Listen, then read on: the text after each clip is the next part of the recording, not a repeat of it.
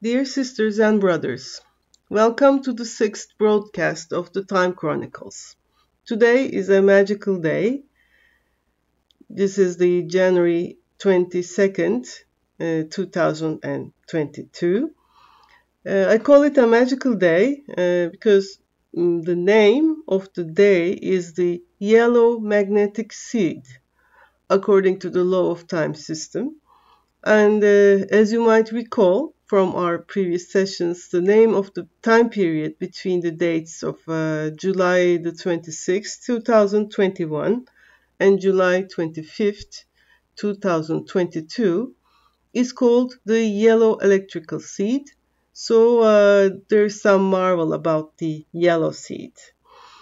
Let's talk about the yellow seed. Yellow seed is it encompasses an ordered pattern of light as a power that directs an organism toward the fulfillment of its own nature.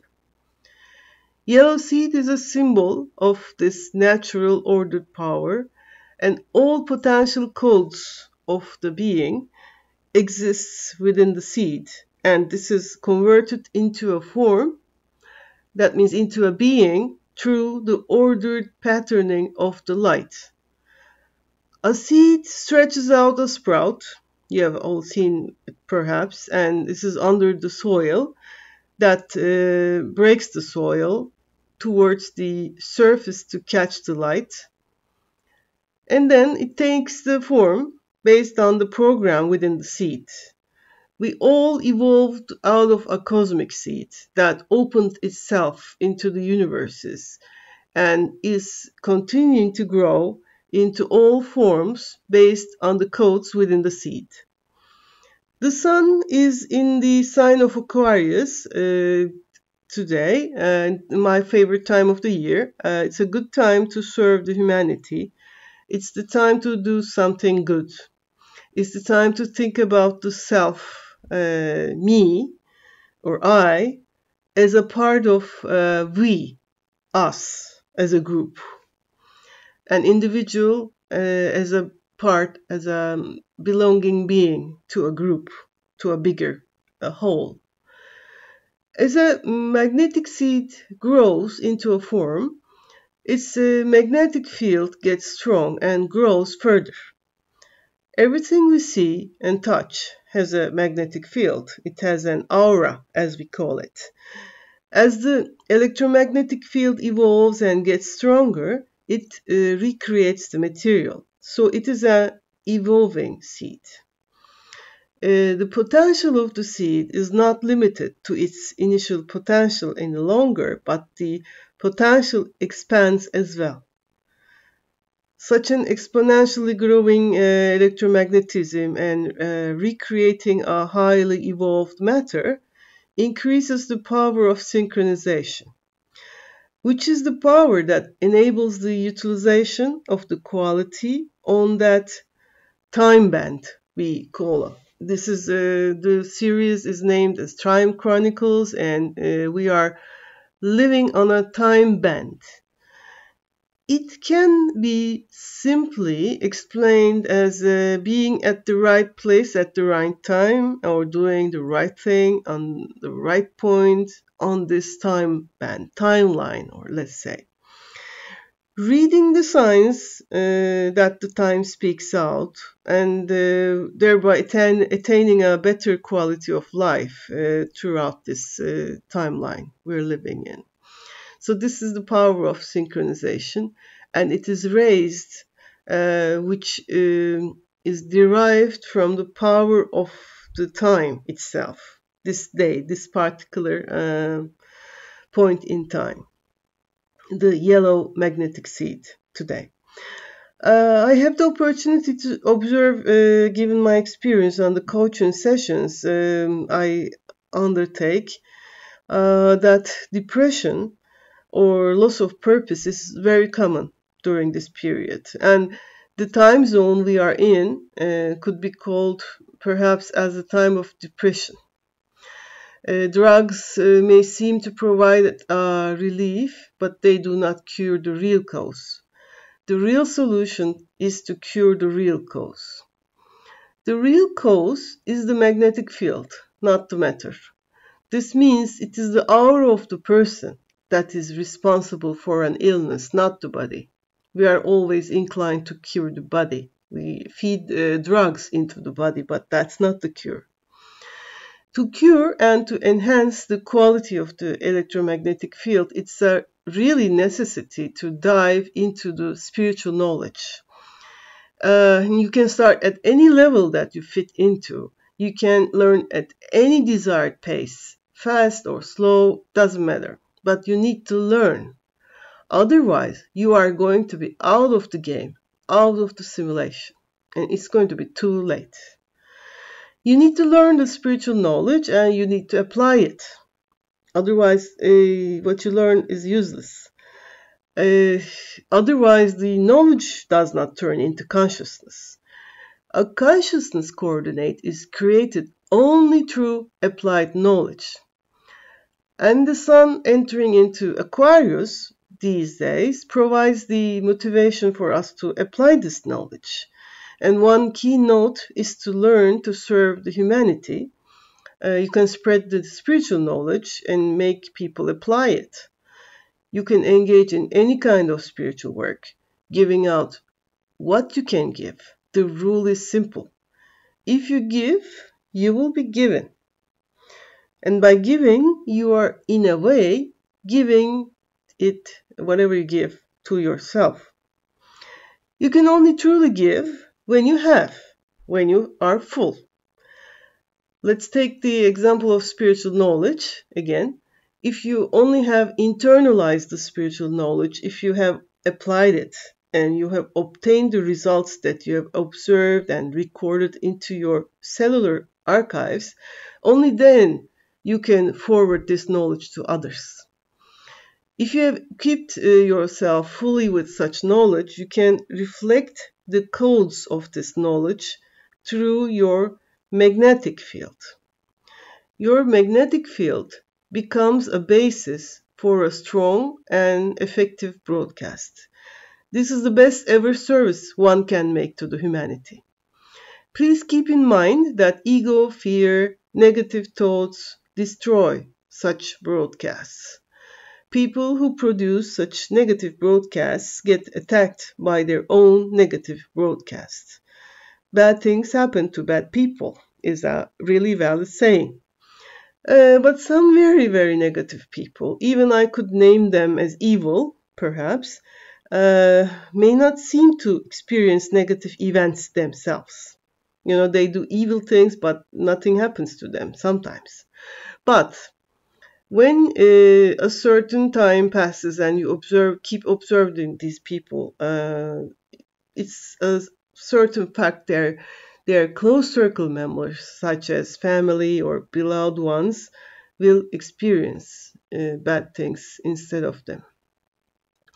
The reason is there is a magnetic field surrounding the Earth, and the law of time calls it the noosphere, and we create this with our positive reflections of broadcast. And we no longer have the biosphere created by cellular reflections of energy, but noosphere created by high quality coordinates and calls of consciousness.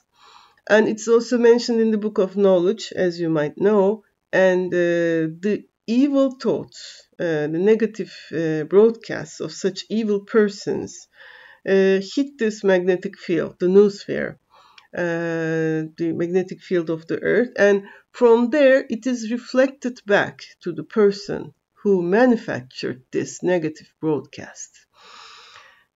In each broadcast, there is a code that marks who has produced it. When this negative broadcast is reflected back to that person, the evil person, and since the person is also very negative, it is further reflected into a less negative, perhaps a positive person. It's unfortunately usually a child or a grandchild, and he pays for this bad karma. Let's say a bad karma, but more than a bad karma here. The movement within the duality, positive and negative, lasts until the seventh dimension. where there is a singularity instead of the duality, seventh dimension. Or service to the humanity is to raise the level of collective human consciousness at least until the seventh dimension. But if instead a spiritual focal point who actually had this mission of raising the human consciousness to higher levels, instead that focal point produces negativity, such as ego fights or not accepting each other and really so on, the human stuff, unfortunately. Its broadcast, its reflection is switched off by the galactic centers it's connected to, and although it looks as if it goes on, it is electromagnetically closed. So it doesn't work anymore. And you see it's dissolved as if it never existed. And as we move into the age of the metaverse, our coordinates of consciousness will be enhanced further by trainings and evolution programs the humanity has not witnessed yet. Therefore, advancing yourselves as a person is becoming more and more crucial as a new period for humanity opens up. I like the definition of the metaverse. I'll read it out for you. It says, metaverse is a projection of reality in a virtual environment. We may also be, at the moment, a projection into a reality which we think is real, but it is virtual, perhaps for someone else, which we call the simulation. I was so curious about the metaverse, and I explored it further. I looked at the natal chart, although I'm not an astrologer, as you might know, but I have close friends like Maya, and she teaches me how to look at it. So, no, I'm not going to disclose the birth date, but I'll give some hints. Maybe it's going to be one of the first broadcasts regarding the birth chart of the metaverse. So I like to mark here. This deserves a full session, I know, but I'm so excited about it and I really must give out some hints at least. Just hints. You will see that I'm not giving it all. The ascendant of the metaverse is Virgo, which means if a metaverse were to be a person, he or she would best develop through spiritual knowledge. What a coincidence. And application of knowledge is vital for such a person with such an ascendant. Precision is a critical aspect, detail-oriented, and not missing any resource, nothing used in vain, a full-fledged utilization of all resources, including and especially including intelligence. The ruler of the ascendant is Mercury, which means such people, in this case, the metaverse, of course, itself, tends to be mentally active. 10th house is in Gemini, which sheds further light on intelligence. And if you are not yet familiar with Harry Seldon, please Google, and you need to learn, because when I mention intelligence, this is the level I mean. The level of Harry Seldon. It's the character within a fictive novel of Asimov, but the foundation, but it's more than a fictive character. You know, metaverse used to be a fictive, imaginary universe as well in another novel. The ruler of the 10th house, Mercury, is in the 11th house, which denotes to the fact that such people have long-term plans and projects that are frequently ahead of time. I won't talk about the placement of the sun on the natal chart to be a little discreet, because I know this knowledge might be ruined, and that's the reason of my discretion, and forgive me for that. The sun is in the 10th house, and these people do not miss any public attention. They tend to get authority, power, and responsibility, and they inspire others. The moon is in the sixth house, which denotes to the fact that these are reliable people who provide services to other people. It's not, again, a coincidence that today we are discussing it. Keep in mind, please, that the transit sun today is in Aquarius, and it's a perfect time to serve humanity. It is 22nd of January 2022, and this is a gate of balances. And again, this usually deserves more elaboration on it, but I'm going to cut and go back to the metaverse. And the metaverse's Mercury is in the 11th house, and it's denoting to a socialization aspect. Wow. A socialization that we haven't experienced so far.